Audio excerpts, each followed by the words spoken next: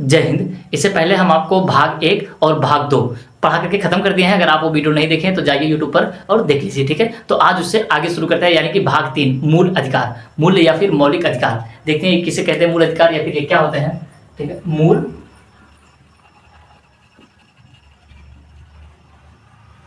अधिकार, मूल अधिकार अंग्रेजी वाले ध्यान देंगे, इसे कहा जाता है फंडामेंटल राइट। फंडामेंटल राइट, ये वो सही व गलत वाला राइट नहीं है, ये राइट का मतलब अधिकार होता है, ठीक है। भाग 2 5 से लेकर के 11 तक था। भाग 2 में कितने अनुच्छेद थे? 7। और भाग 1 में 4। अनुच्छेद 1 से लेकर के 4 तक भाग 1 है और अनुच्छेद 5 से लेकर के 11 तक भाग 2 है। और जो भाग तीसरा आता है मूल अधिकार, ये कहाँ है? तो भाग 3 में। इसे संविधान में किस जगह पर कहाँ जगह दी गई? तो भाग 3 में। और ये जाता है, ये भी अनुच्छेद में ही होगा। इसके जो अनुच्छेद है वो जाते हैं 12 से लेकर के 35 तक। ये कहां तक जाएगा? तो 12 से लेकर के 35 तक है। इसमें टोटल 6 प्रकार के अधिकार दिए गए हैं। कितने 6 अधिकार हैं? तो 6 अधिकार हैं, ठीक है। 6 प्रकार के अधिकार है, जिसमें से एक अधिकार यानी कि समानता का अधिकार आज हम पढ़ लेंगे और फिर जो उसका अगले वाला अधिकार रहेगा उसे हम अगली वाली क्लास में समझेंगे, ठीक है। तो 6 प्रकार के अधिकार है, जिसमें से पहला वाला अधिकार है वो है समानता का अधिकार। समानता का अधिकार यानी कि अंग्रेजी में से कहा जाता है right to equality. Right to equality अंग्रेजी में से कहा जाता है राइट टू इक्वेलिटी। ये जाएगा अनुच्छेद 14 से लेकर के 18 तक। आर्टिकल 14 से लेकर के 18 तक जाएगा। हालांकि 12 से शुरू होता है, तो 12 और 13 में, 12 में परिभाषा दी गई है और 13 में है अल्पीकरण। अभी जब पढ़ना शुरू करेंगे तो अच्छे से समझ लेंगे, याद रहेगा इतना, ठीक है। तो इसमें भाग 3 यानी कि मूल अधिकार में कितने प्रकार के अधिकार है? तो 6 प्रकार के अधिकार है, जिसमें से पहली कैटेगरी है समानता का अधिकार। ये जाएगा 14 से लेकर के 18 तक, ठीक है। पढ़ना शुरू करें हम, ठीक है।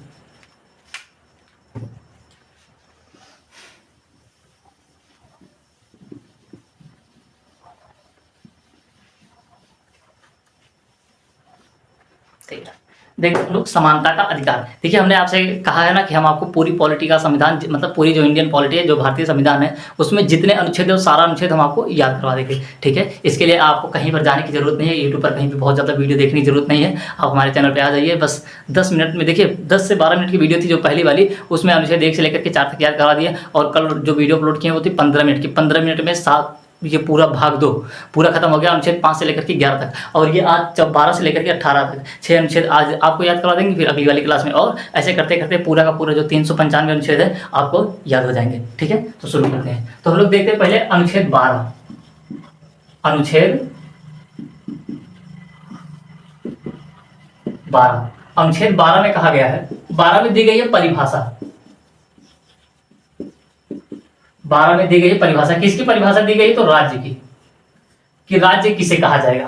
देखिए, राज्य उसे कहा जाता है जो अपना नियम कानून बनाने में पूरी तरह से स्वतंत्र हो, उसे हम लोग कहते हैं स्टेट, ठीक है। ये दूसरी परिभाषा हो जाती है जिसकी अपना निश्चित भूभाग हो, जनसंख्या हो, है ना, उसका अपना नियम कानून हो। ये वाली परिभाषा दूसरी हो जाती है। लेकिन यहाँ पर वो स्टेट कहा जाएगा जो अपना नियम कानून पूरी तरह से बनाने में क्या हो, संपन्न हो, उसी को कहा जाता है स्टेट। जैसे हो गई हमारी सेंट्रल गवर्नमेंट।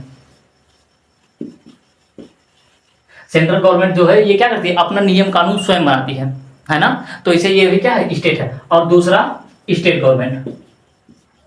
स्टेट गवर्नमेंट भी अपना क्या करती है? पूरा नियम कानून बनाने में पूरी तरह से ये क्या है? स्वतंत्र है। तो इसे भी क्या कहा जाएगा? ये भी एक प्रकार से स्टेट है। और लोकल अथॉरिटी, ये तो बड़े बड़े काम करती हैं, लेकिन जैसे गांव हो गया, छोटी छोटी जो सिटी है, वहां पर काम करने के लिए लोकल अथॉरिटी है ना, लोकल अथॉरिटी। जो लोकल अथॉरिटी है, जैसे अभी शहर में जैसे कोई छोटी वहाँ पर नाली टूट गई तो वहाँ पर स्टेट गवर्नमेंट आएगी, सेंट्रल गवर्नमेंट आएगी? नहीं। तो वहाँ पर मेयर बनाए गए हैं, वो सारे जो कार्य करते हैं उसी को कहा जाता है लोकल अथॉरिटी। तो स्टेट किसे कहा जाएगा? सेंट्रल गवर्नमेंट, स्टेट गवर्नमेंट और लोकल अथॉरिटी, इन सबको मिलाकर के कहा जाता है स्टेट। जैसे रेलवे, रेलवे अपने आप में क्या है? स्टेट है, क्योंकि उसका नियम कानून वो स्वयं बनाती है, पेपर वो स्वयं करवाएगी, जाँच पेपर की स्वयं होगी, पोस्टिंग स्वयं होगी, प्रमोशन स्वयं करेगा, है ना। तो रेलवे क्या है? पूरी तरह से अपने आप में स्टेट है। और जो अपना एयरपोर्ट है ये भी क्या है? स्टेट है। सेना ये भी स्टेट है। ये यूपी पुलिस, ये सब, हालांकि यूपी पुलिस ये भी तो आ जाएगा स्टेट में ही, ठीक है। आप समझ रहे होंगे, वह संस्था जो नियम कानून अपना बनाने में पूरी तरह से स्वतंत्र हो, वो भी क्या है, स्टेट कहलाता है। जैसे यूनिवर्सिटी अपना सेशन लेट होगा, मतलब कि पहले हो जाएगा, कब पेपर करवाना है, कब कौन सा पेपर करवाना है, ये पूरा क्या यूनिवर्सिटी स्वयं डिसाइड करती है ना। तो यूनिवर्सिटी भी क्या है, अपने आप में एक स्टेट है, ठीक है। तो यूनिवर्सिटी भी क्या है, अपने आप में स्टेट है। तो अनुच्छेद 12 में क्या है, राज्य की परिभाषा दी गई है। अब हम लोग चलते हैं अनुच्छेद 13 की ओर।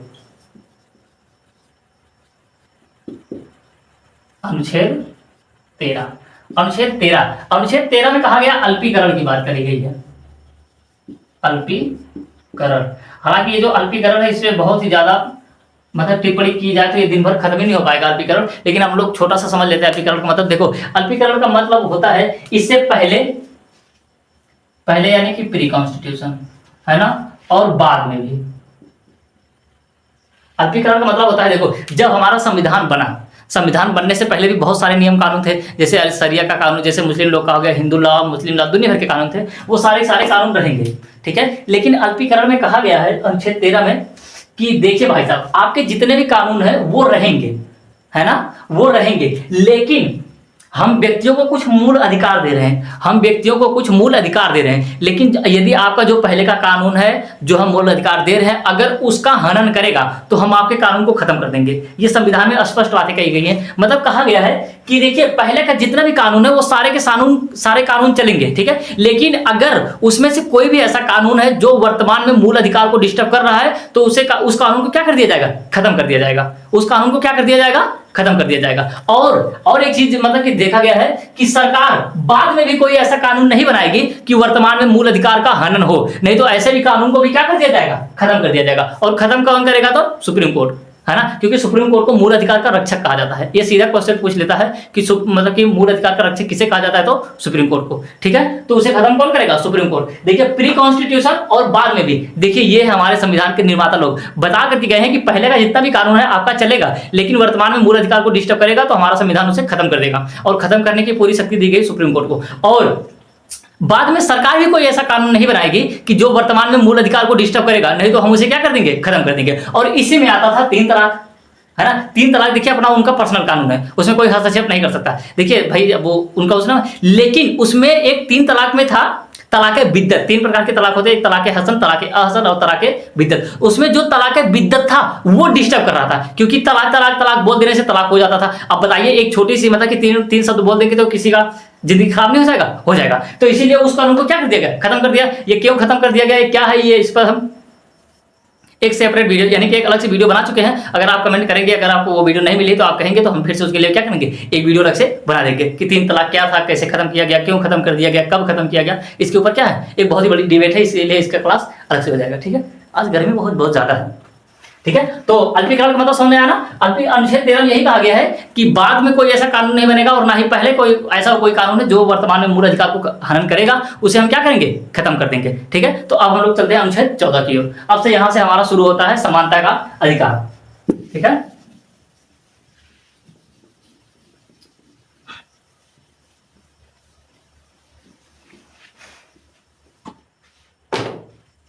अनुच्छेद 14,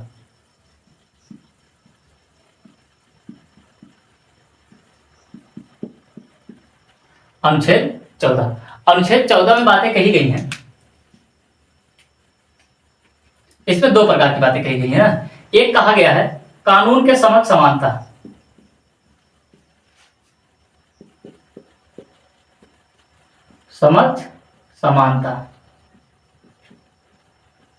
और दूसरी बातें कही गई हैं कानून का समान संरक्षण। अभी बता रहे हैं, कानून का समान संरक्षण, ठीक है। देखो, इसमें कहा गई दो बातें कही गई हैं। एक कहा गया कानून के समक्ष समानता, और दूसरी बातें कही गई है कानून का समान संरक्षण। अब इसका मतलब क्या है, देखो, कानून के समक्ष सभी लोग बराबर हैं, है ना। पहली बात यह कही गई है कि कानून के समक्ष सभी लोग क्या है, बराबर है। चाहे वो ऊंची जाति का हो, नीची जाति का हो, अमीर हो, गरीब हो, छोटा हो, बड़ा हो, चाहे जो भी हो, यदि वह भारत के अंदर है तो कानून के समक्ष उसे क्या समझा जाएगा कि समान है ये, ठीक है। लेकिन फिर उसके बाद और दूसरी बात कही गई है कि कानून का समान संरक्षण। अब समान संरक्षण क्या है, मतलब जो जिस लायक रहेगा उसे उतनी इज्जत दी जाएगी। इज्जत का मतलब कि अभी आगे बताएंगे, ठीक है। देखो, कानून का समान संरक्षण, लेकिन अब सभी को बराबर समझा जाने लगा तो होने लगी दिक्कत, क्योंकि यदि कोई 30 साल का व्यक्ति है, उसने किसी की हत्या कर दी, मतलब किसी को गोली चलाकर मार दिया, और कोई 6 साल का बच्चा है वो किसी को गोली मार दिया।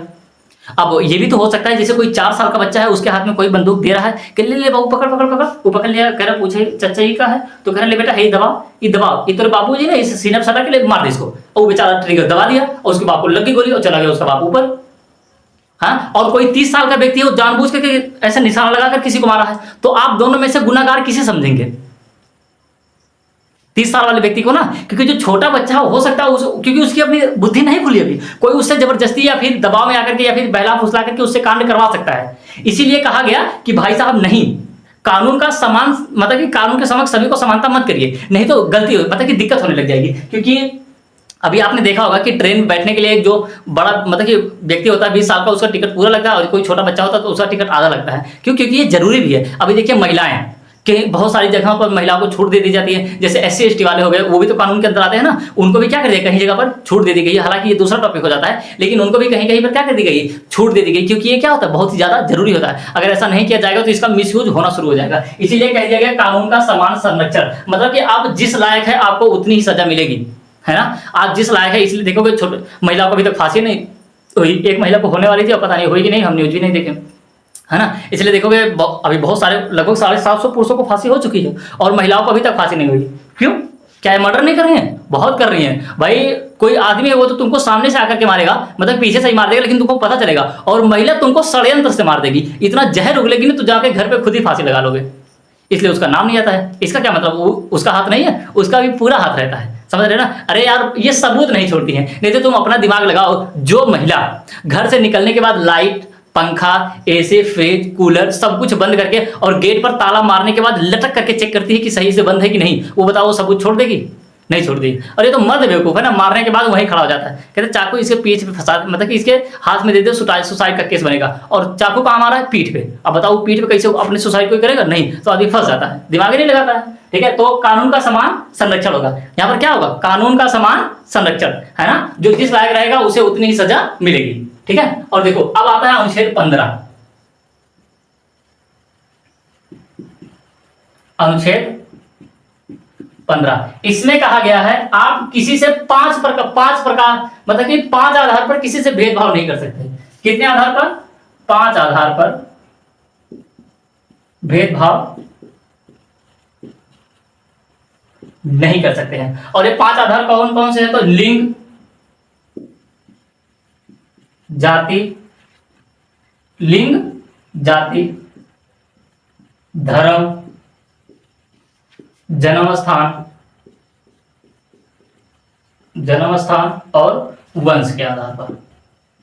हाँ, लिंग, वंश, जाति, धर्म और जन्म स्थान, इन 5 आधार पर आप किसी से भी कभी भेदभाव नहीं कर सकते हैं। अभी कैसे? देखो, लिंग लड़का लड़की, आप लड़के और लड़की में क्या कर सकते हैं, मतलब कि भेदभाव नहीं कर सकते हैं, है ना। इसलिए 39 के काम में कहा गया है कि समान काम के लिए समान वेतन। अभी जब आगे आएगा तो पढ़ाएंगे। ठीक है, तो आप क्या लिंग के आधार पर किसी से भेदभाव नहीं कर सकते, और जाति के आधार पर भी किसी से भेदभाव नहीं कर सकते। नहीं तो पहले नहीं अच्छा होता था, छोटी जाति का बैठ नीचे, है ना, उसको उतना ज्यादा मतलब कि जाति से कह करके उसको बहुत ज्यादा घृणा करते थे उससे। तो लेकिन अब किसी से आप जाति के आधार पर भेदभाव नहीं कर सकते। आप धर्म के आधार पर भी किसी से भेदभाव नहीं कर सकते। जैसे हिंदू धर्म, मुस्लिम धर्म, कोई भी धर्म है, जैसे अभी जैसे पीताम्बर लोग हो गए, श्वेतांबर लोग हो गए, है ना, जैन धर्म, बौद्ध धर्म, जो भी धर्म है, आप किसी से धर्म के आधार पर कभी भी भेदभाव नहीं कर सकते। जैसे हम पढ़ा रहे हैं और हमारे यहाँ कोई सिख धर्म का आकर के पगड़ी बांध करके इतनी बड़ी बैठ करके पढ़ रहा है, तो क्या हम उसको मना कर देंगे? नहीं मना कर सकते। हालांकि इतना अजीब लगेगा, वो बेचारा 2 दिन बाद खुद ही क्लास छोड़ देगा, क्योंकि सभी लोग एकदम देखेंगे उसे, तो हो रहे हो सिख जी बैठे, सिख जी तो नहीं पकड़िए, देखो आपने कैसी है ना। अभी जैसे आ गया कोई, आप समझ रहे होंगे इस बात को। ठीक है, तो धर्म के आधार पर, और फिर जन्म स्थान के आधार पर भी हम किसी से भेदभाव नहीं कर सकते। जैसे नहीं, बिहार हुआ, यूपी बिहार वाले अगर दिल्ली मुंबई में कहीं भी जाते हैं काम करने के लिए, तो सत्रह बिहारी है तो उसको क्या करता है, एकदम अजीब प्रकार से भेदभाव की नजर से देखता है ना, तो आप उससे क्या भेदभाव कर सकते हैं? नहीं कर सकते हैं, जन्म आधार पर और वंश, है ना। और नहीं तो किसी के दादाजी, जैसे सिंधिया घराना जानते हैं ना, उन्होंने अंग्रेजों का बहुत ज्यादा साथ दिया था, किसमें? 1857 की क्रांति में। लेकिन क्या आप जो उनके बच्चे हैं, मतलब कि नाते पोता, दादी, छोटा मोटा जो भी चुन्नू मुन्नू है, अब वो बड़े हो चुके होंगे, तो क्या आप उनसे भेदभाव करेंगे? नहीं कर सकते। ठीक है, तो इन आधार पर आप क्या किसी से भेदभाव नहीं कर सकते। अनुच्छेद 15 में यही बातें कही गई हैं। लिंग, जात मतलब लिंग, वंश, धर्म, जाति, जन्म स्थान, इन 5 आधार पर आप किसी से भी भेदभाव नहीं कर सकते हैं। ठीक है, आप किसी से भेदभाव नहीं कर सकते हैं। आगे बढ़ा जाए। ठीक है,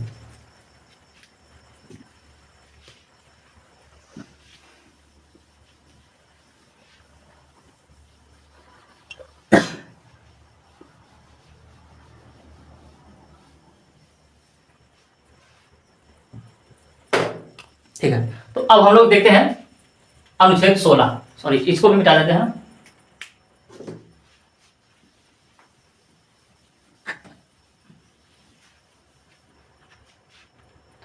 अनुच्छेद 16,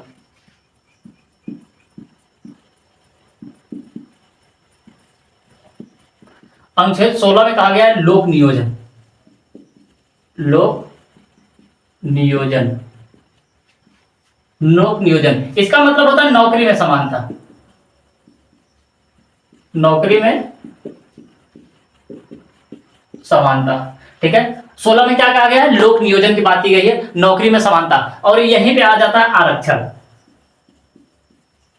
ठीक है, आरक्षण की बात कर दी जाती है। अभी देखो, जैसे कोई महिला है, महिलाओं को तो पढ़ने का अधिकार दिया नहीं गया था, दलितों को भी कभी पढ़ने का अधिकार दिया नहीं गया। जो ऊंचे ऊंचे कास्ट के लोग थे वही लोग सारा शिक्षा पे अधिकार अपना जमाए हुए थे। अब देखो कोई छोटा बच्चा है जो मतलब कि जिसके पूर्वज कभी स्कूल नहीं गए, और वो पहले जाना शुरू करेगा तो सरकारी स्कूल में, और दूसरा वाला बच्चा इंग्लिश मीडियम स्कूल में जा रहा है, तो जब दोनों लोग पुलिस वाला एग्जाम, एक एग्जाम्पल ले लेते हैं, दोनों लोग यूपी पुलिस का एग्जाम देने जाएंगे तो क्या होगा, ज्यादा नंबर कौन लेके आएगा, वही जो इंग्लिश मीडियम से पढ़ा हुआ है, क्योंकि उसको शिक्षा व्यवस्था अच्छी मिलेगी ना। और जो सरकारी स्कूल से है ये क्या करेगा, अगर वो 20 लेकर के आ गया तो बेचारा 15 पे अटक जाएगा। तो यहीं पर आ जाती है आरक्षण की बात कि तुम 20 लेकर के आओगे और ये 15 लेकर के आ गया, फिर भी दोनों लोग क्या होंगे, बराबर होंगे। तो इसी को कहा जाता है आरक्षण। अगर आप कमेंट करेंगे तो आरक्षण पर क्या करेंगे, एक अलग से वीडियो अच्छे से बना देंगे कि आरक्षण क्या है, क्यों है, कैसे है, क्यों दिया जाता है, क्यों दिया जाना चाहिए कि नहीं दिया जाना चाहिए, इन सब सारे पर क्या करेंगे, अच्छे से वीडियो बना देंगे। ठीक है, लेकिन आप समझिए अनुच्छेद 16 में क्या गया है, क्या कहा गया है, तो लोक नियोजन, लोक नियोजन का मतलब ये होता है नौकरी। अब हम लोग चलते हैं 17 की ओर, अनुच्छेद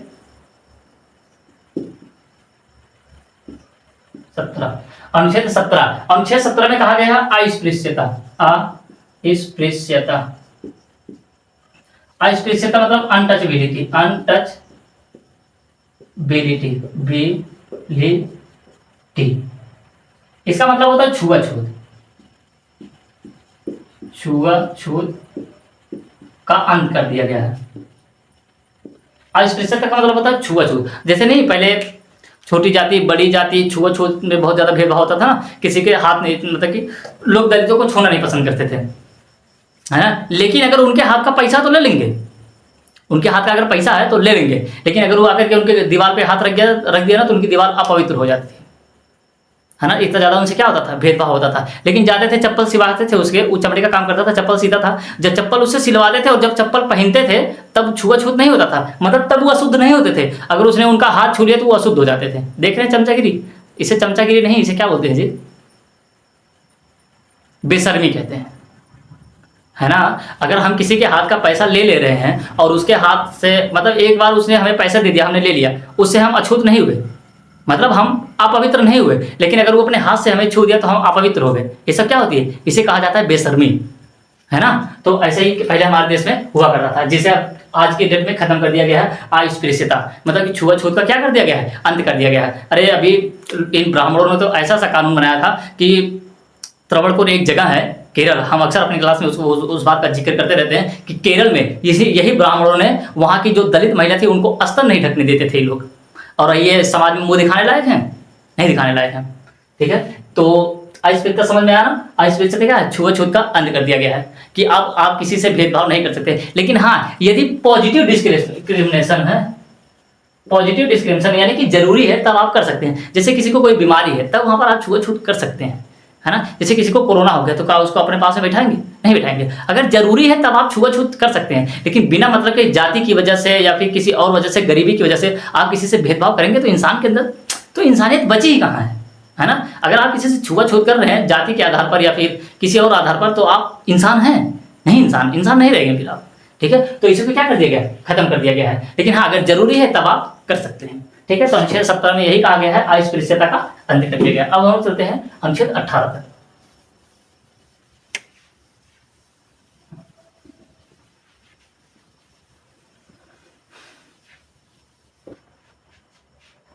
ठीक है। तो अनुच्छेद 18, अनुच्छेद अनुच्छेद 18, अनुच्छेद 18 में कहा गया है उपाधियों का अंत, उपाधियों का अंत, है ना। जैसे यदि आपको कोई बहुत बड़ी उपाधि मिल रही, जैसे कोई व्यक्ति है, किसी को भारत रत्न मिल गया, है ना, ढेर सारे बहुत सारे है निशाने पाकिस्तान, जैसे पाकिस्तान का अभी किसी अपने इंडिया में एक व्यक्ति थे जिन्हें भारत का सर्वोच्च पुरस्कार निशाने पाकिस्तान मिला था, आप कमेंट में उनका नाम बता दीजिएगा, ठीक है। जैसे किसी को भी, जैसे आप दूसरे देश से भी उपाधि ले सकते हैं, लेकिन उसे अपने नाम के आगे नहीं लगा सकते हैं। लेकिन हाँ, यदि आपने रैंक हासिल की है, जैसे आप दरोगा है, कांस्टेबल है, मतलब कि जो कुछ भी है ना, जो कुछ है, मान लीजिए डॉक्टर हैं, इंजीनियर हैं, साइंटिस्ट है, तो आप अपने नाम के आगे उसे लगा सकते हैं। लेकिन अगर यदि आपको भारत रत्न मिल गया है तो आप ऐसा नहीं लगा सकते हम भारत रत्न फलाना प्रसाद, ऐसा नहीं कर सकते। डॉक्टर लगा सकते हैं, दरोगा लगा सकते हैं, ठीक है, ब्रिगेडियर लगा सकते हैं, जो कुछ भी लगाना हो आप वो क्या कर सकते हैं, लगा सकते हैं। लेकिन उपाधि आप रख सकते हैं, लेकिन उसे अपने नाम के आगे नहीं लगा सकते हैं। तो यही बात कही गई अनुच्छेद 18 में। अनुच्छेद 18 में उपाधियों का क्या कर दिया गया है, अंत कर दिया गया है। तो ये रही, आज हमने क्या कर लिया, एक क्लास को डिस्टर्ब किया, तो पहले रिवीजन कर लेते हैं ना, ठीक है ना। तो हमारे साथ साथ बोलना, अनुच्छेद 12 में क्या है तो परिभाषा, और 13 में क्या है तो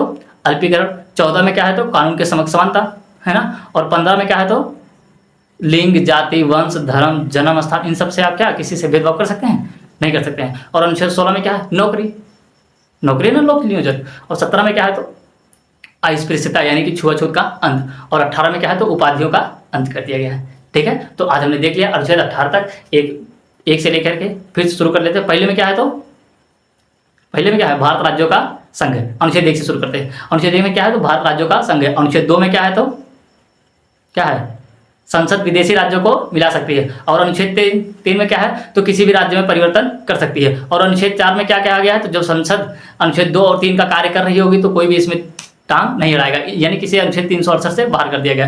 अनुच्छेद 5 में क्या है तो अनुच्छेद 5 में है प्रारंभ में नागरिकता, 3 प्रकार से नागरिकता दी जाएगी, जिसका जन्म भारत में हुआ हो और इसके माता पिता भारत में हो या फिर संविधान लागू होने से 5 साल पहले। और 7 में क्या कहा, 7 में क्या कहा गया है तो पाकिस्तान से भारत आए हुए लोगों की नागरिकता। और 7 में कोई व्यक्ति भारत गया, भारत से पाकिस्तान गया, फिर पाकिस्तान ने अपना रंग दिखाया, फिर वापस लौट करके आया तो उसको नागरिकता। और 8 में विदेश में भ्रमण करिए, आपकी नागरिकता नहीं छीनी जाएगी। 9 में क्या है, सटलता गैला, यानी कि यदि आप दूसरे देश की नागरिकता ले जाएंगे तो भारत की क्या होगी, खत्म कर दी जाएगी। और 10 में क्या है तो नागरिकता का बने रहना। और 11 में क्या है तो नागरिकता संबंधी कानून संसद बनाएगी। और संसद का कौन सा मंत्रालय तो गृह मंत्रालय। और अब यहाँ से आ जाता है हमारा 12 में कहा गई परिभाषा, और 13 में है अल्पीकरण, 14 में है कानून के समक्ष समानता, और 15 में है जाति, धर्म, लिंग, वंश, इन सब से आप किसी से भेदभाव नहीं कर सकते। और अनुच्छेद 16 में क्या है तो 16 में नौकरी, अरे लोक नियोजन है ना, नौकरी में समानता। 17 में क्या है तो अस्पृश्यता, और 18 में क्या है तो उपाधियों का अंत, ठीक है। तो आज अनुच्छेद 18 तक हुआ, ठीक है। जब से हम यहाँ रिवीजन करना शुरू करें, इसको फिर से पॉज करके थोड़ा सा पीछे करके ऐसे मन में बोलना, तो धीरे धीरे अनुच्छेद क्या होंगे आपको भी याद हो जाएंगे, ठीक है। तो आज के लिए इतना ही रहने देते हैं, हम मिलेंगे नेक्स्ट क्लास में, तब तक के लिए जय हिंद।